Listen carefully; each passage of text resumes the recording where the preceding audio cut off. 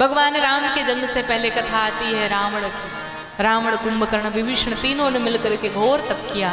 ब्रह्मा जी प्रसन्न हुए। रावण ने वरदान मांगा, वानर मनुष्य छोड़ करके मुझे कोई न मार पाए। कुंभकर्ण मांगने वाला था, मैं 6 महीने जगूं, 1 दिन सोऊं। ब्रह्मा जी ने सोचा कि अगर ये 6 महीने जग गया तो पूरी सृष्टि खा जाएगा। सरस्वती मैया को बुलाया, मती पलट गई। मांगना था 6 महीने जगूं, 1 दिन सोऊं, मांग लिया 6 महीने सोऊं, 1 दिन जगूं। ब्रह्मा जी ने कहा बहुत सुंदर, आगे बढ़ो। विभीषण जी को वरदान दिया, भगवान राम की भक्ति मांगी, तीनों को वरदान दे करके ब्रह्मा जी चले हैं। रावण गया पाताल में, मैं नामक दानों की बिटिया मंदोदरी से विवाह करके लाया। रावण का आतंक बढ़ गया। चलत दसानन डोलत अवनी, धरती डगमगाने लगती जब रावण चलता था। जितने देवता थे सब गुफाओं में छिप करके बैठे थे। क्यों? रावण हर जगह जाता था पर गुफा में नहीं जाता था। क्यों नहीं जाता था? इसलिए नहीं जाता था कि रावण को सब मंजूर था पर झुकना मंजूर नहीं था, और गुफा में जाने के लिए सर झुकाना पड़ता है। तो सारे देवता छिप करके गुफा में बैठे थे। धरती मैया व्याकुल हो गई, गौ माता का स्वरूप बना के यहाँ सारे देवता व्याकुल हो गए। कोई कहता है भगवान क्षीर सागर में मिलेंगे, कोई कहता बैकुंठ में मिलेंगे, कोई कहता गोलोक में मिलेंगे। सब मिलके शंकर जी के पास गए, पर भगवान शंकर कहते हैं हरि व्यापक सर्वत्र समाना, प्रेम ते प्रगट हो ही मैं जाना। भगवान कण कण में विराजमान है, पर एक शर्त है, और शर्त यह है कि भगवान को आप बुलाएंगे तो निश्चित आएंगे, लेकिन प्रेम से बुलाएंगे तब आएंगे। सभी देवता मिलके स्तुति करने लगे। सभी देवताओं ने भगवान को बुलाया, पर भगवान आए नहीं। आकाशवाणी हुई, जन डर पहु मुनि सिद्ध सुरेसा, चिंता मत करिए मैं हूं। अच्छा, भगवान आए क्यों नहीं? भगवान शंकर ने तो कहा था आएंगे।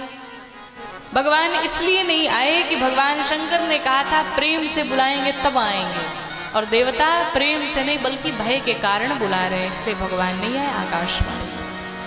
अब ये कथा पहुंचे श्रीधाम अयोध्या जी में।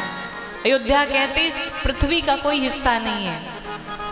श्रीधाम अयोध्या जी को साक्षात भगवान ने अपने मस्तक पर धारण किया है। पूरे ब्रह्मांड में आपको पता है तीर्थ कितने हैं? पूरे ब्रह्मांड में 64 करोड़ तीर्थ हैं। कितने हैं? 64 करोड़ तीर्थ हैं। एक व्यक्ति की आयु अगर 100 वर्ष की है, एक व्यक्ति अगर 100 वर्ष जिए तो 12 से 13 करोड़ मिनट जीता है।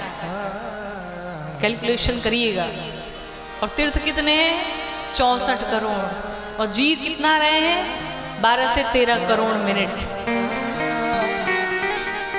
अब आप बताइए, हम पूरा जीवन तीर्थ करें तो भी संभव नहीं है। हो पाएगा क्या? नहीं हो पाएगा। फिर कैसे होगा महाराज?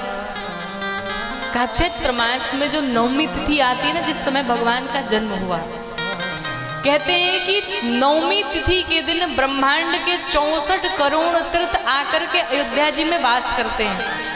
और जो व्यक्ति, जो मनुष्य, जो भक्त नवमी तिथि के दिन जाकर के श्रीधाम अयोध्या जी में वास करता है, रघुनाथ जी के दर्शन करता है, उसे ब्रह्मांड के 64 करोड़ तीर्थ में जाने का फल एक ही दिन में प्राप्त हो जाता है। इतनी महिमा अयोध्या जी की। उसी अयोध्या में जीवन में आप कहीं जाइए न जाइए, पर भगवान से यही प्रार्थना करिए, प्रभु एक बार अयोध्या अवश्य पहुंचाइए, अवश्य जाकर के दर्शन करिए। उसी श्रीधाम अयोध्या जी में चक्रवर्ती सम्राट महाराज दशरथ विराजमान है, जो धर्म की दूरी को धारण किए हुए हैं। धर्म धुरंधर गुण नित्य ज्ञानी, जिनके हृदय में, जिनकी मति में साक्षात भगवान नारायण धनुष बाण लेकर के विराजमान है, पर खाली क्या है? मन है। मन, बुद्धि, चित्त, अहम, ये 4 विशेष प्रकार की इंद्रियां हैं मनुष्य के शरीर में। बुद्धि में भगवान है, हृदय में भगवान है, चित्त में भगवान है। अहम को छोड़ दीजिए, बचा क्या? मन।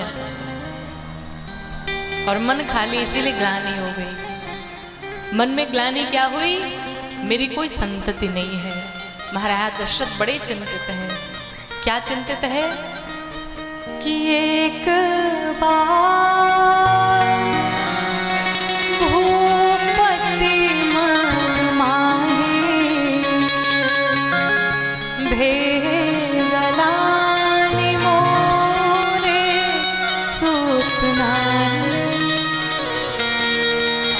में ग्लानि हुई, दौड़े भागे गुरुदेव के पास पहुंचे और जाकर के रो पड़े। लेकिन गुरुदेव वशिष्ठ ने जब रोता हुआ देखा तो वो हंसने लगे। क्यों हंसने लगे? गुरुदेव वशिष्ठ कहते हैं आप अपने आज को देख करके रो रहे हैं, मैं आपके कल को देख करके मुस्कुरा रहा हूँ। क्यों महाराज, कल में क्या लिखा है? गुरुदेव वशिष्ठ कहते हैं कि धारा होई है सुचारी। एक की चिंता में चार चार आने वाले हैं आपके यहाँ, और वो भी साधारण नहीं होंगे। कैसे होंगे? त्रिभुवन विदिता भगत है। आप एक की चिंता में ही आज चार चार आ रहे हैं, वो भी असाधारण होंगे, अपने भक्तों के भय का हरण करने वाले होंगे। क्यों चिंता में हैं आप? महाराज दशरथ की बातें सुनकर के गुरुदेव वशिष्ठ समझाते हैं, और वही गुरुदेव वशिष्ठ ने श्रृंगी ऋषि को बुलाया, बुला करके पुत्र कामेष्टि यज्ञ कराया। पुत्र कामेष्टि यज्ञ हुआ। यज्ञ नारायण भगवान खीर लेकर के प्रकट हुए। खीर लेके प्रकट हुए, गुरुदेव वशिष्ठ को दिया। गुरुदेव वशिष्ठ ने कहा आधा भाग कौशल्या को, आधा भाग कैकेयी को, और इन दोनों महारानियों से कहिए आधा आधा करके 2 भाग सुमित्रा को प्रदान कर। माँ कौशल्या माँ कैकेयी ने अपने में से आधा भाग निकाल करके माँ सुमित्रा को प्रदान किया। जैसे ही माताओं ने खीर खाया, माताओं के अंत में भगवान आए। 4 महीने बीत गए, 6 महीने बीत गए, 8 महीना बीत गया, 9वां महीना भी बीत गया, 10वां महीना भी बीत गया, भगवान नहीं आए। 11 महीने बीत गए, भगवान नहीं आए। 12वां महीना भी बीत गया, और जैसे 12 महीने बीते भगवान के आने का समय हुआ कि जोग लगन ग्रहवार तिथि जब सकल भये अनुकूल। फिर चर अरु अचर सब हर्ष जुत रामा जन्म सुख। जैसे भगवान के आने का समय हुआ, अयोध्या जी में जो सरयू मैया में जल बहा करता था उसमें अमृत बहने लगा। सभी पर्वत मणियों से जड़ित हो गए। सारे देवी देवता गृहस्थ संत सभी आकर के अयोध्या जी में लगे भगवान का कीर्तन करने। इधर भगवान शंकर माँ भवानी से कहते देवी नीचे देखो क्या हुआ, क्या हुआ। बोलो राम लला सरकार की जय हो। भगवान राम का जन्म हुआ। भगवान चतुर्भुज रूप धारण करके 4 भुजाएं हैं, शंख चक्र गदा लिए माँ कौशल्या के सामने भगवान उपस्थित हो गए। मैया सोचने लगी इतना बड़ा मेरे पेट में था। भगवान ने कहा मैया आप ही ने तो कहा था बेटा बन के आना, लो मैं चला आया। मैया ने कहा कहीं बेटे 30 साल के पैदा होते हैं, अरे आप शिशु बनिए। भगवान ने शिशु बने। कहा मैया और क्या करना है? कहा लाला जो बच्चे पैदा होते हैं ना वो बात नहीं करते हैं, और आप तब से बकबक किए जा रहे हैं, शांत हो जाओ। भगवान राम चुप हुए। कहा मैया और क्या करना है?